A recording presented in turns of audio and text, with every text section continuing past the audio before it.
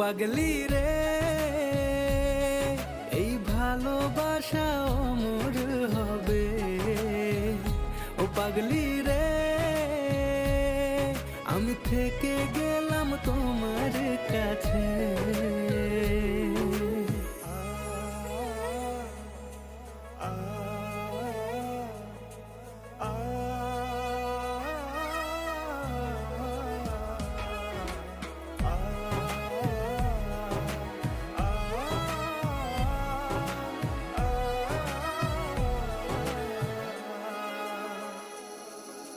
ছোট্ট একটা ঘর আর সংসার হবে মধুর।